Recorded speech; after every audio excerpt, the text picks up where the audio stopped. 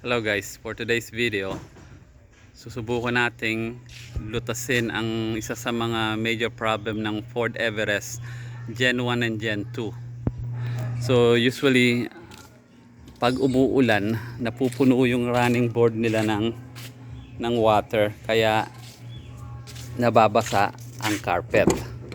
That's number one. Number two, let's say na na-drain nyo na yung running board, pero nababasa pa rin itong area ng driver's side saka ilalim ng upuan. Siguro ang nakikita kong problema is itong door rubber na nakapaikot dito sa driver's side. So first thing na chinek ko is the running board. Chinek ko, tinanggal ko naman yung plug niya nakatulad nito. Tinanggal ko siya banda dito sa may driver's side, pero wala pa rin, nababasa pa rin. So pinatuyo ko muna siya bago ko natin subukan to. Tuyong-tuyo na siya. Chinek ko na rin yung under dashboard, walang mark ng wet, hindi nababasa yung mga carpet sa ilalim ng dashboard. Tinanggal ko na rin tong cover sa side, wala rin dito. So isa na lang nakikita kong solusyon is lalagyan ko ng rubber seal itong pintuan para magdikit siya dito at i-seal niya itong door. Okay, so nakikita ko kasi pag umuulan siguro nag-overflow dito sa gutter. And nakita ko may mga watermark dito. Pag umulan, basa dyan sa mga bisagra. So, nakabili na ako sa Shopee ng rubber seal na ilalagay natin dito sa edges. So, pag sumarang pinto, dikit na dikit at lapat na lapat siya dyan. Then, susubukan natin pag umuulan kung mababasa pa rin yung carpet. Okay guys, nakabili na tayo. Dumating pa lang kahapon galing Shopee.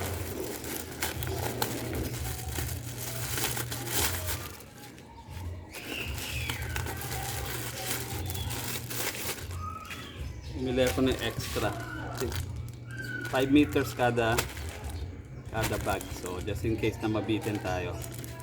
So una natin gagawin is pupunasan natin ng alcohol dito sa edges para madikit na madikit at matanggal yung mga dumi.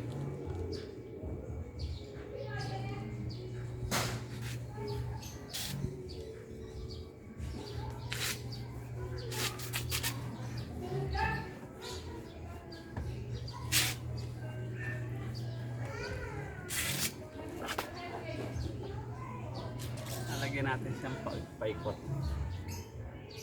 Tanggal yung dumi.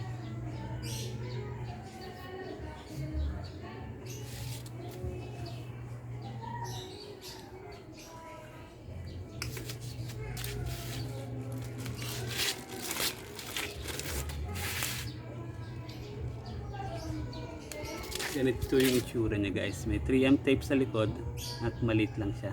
So hindi ganun kasagwa tingnan. So mag-umpisa tayo sa ilalim para hindi makita yung dugtong.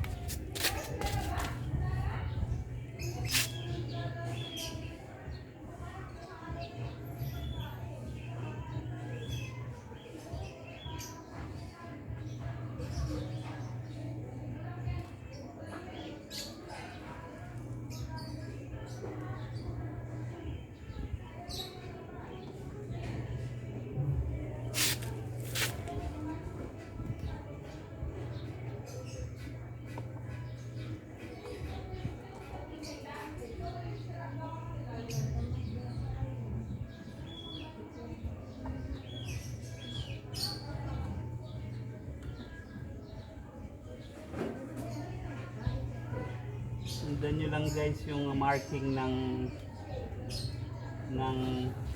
stain na dikit dito sa rubber para masundan nyo kung saan talaga yung dapat na.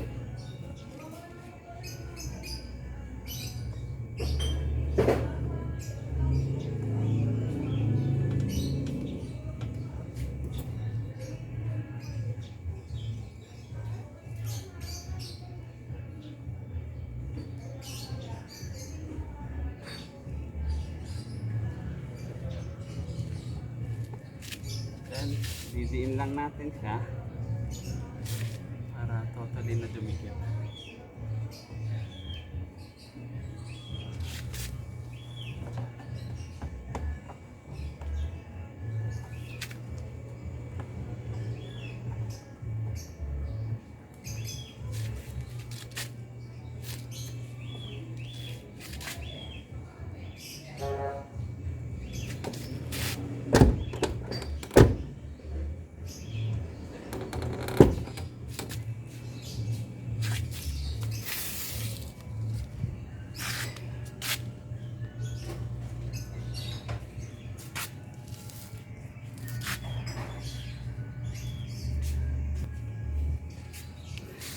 Okay, ito na siya guys.